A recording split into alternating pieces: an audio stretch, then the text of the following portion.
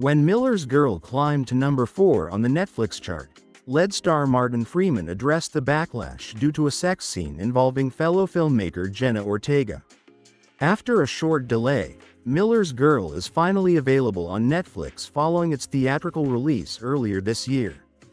Jade Bartlett's film about a teacher-student relationship was criticized by almost everyone, seeing it as everything imaginable and unimaginable.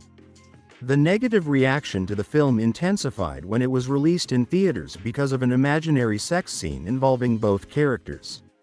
The plot revolves around the complex relationship dynamic between Jonathan Miller, a professor of creative writing, and Kara Sweet, an 18-year-old student who is alone in a huge mansion. Her parents are constantly traveling, she has no siblings, and her only friend does not share her passion for literature and all things beautiful. But one day she finds a kindred spirit in her literature teacher Jonathan Miller, and on the advice of her friend decides to have an affair with him. Naturally, such relations cannot be without consequences.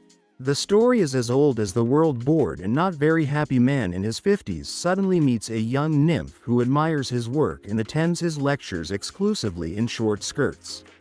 And then quite adult passions begin, leading to apotheosis and subsequent collapse.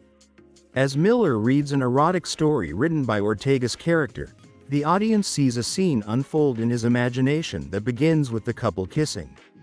He then stands over her and orders her to read pages from a book. When she turns around, he bends her over the bed and touches her body.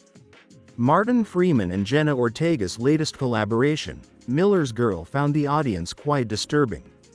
In the film, the two actors play an English teacher and his young student who indulge in their almost forbidden relationship, and some viewers criticized the film for romanticizing relationships between minors and those they depend on.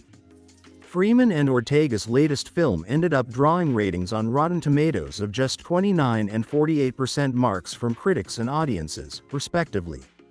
The acting of the actors was praised throughout, but the movie and its plot were not what people wanted to see.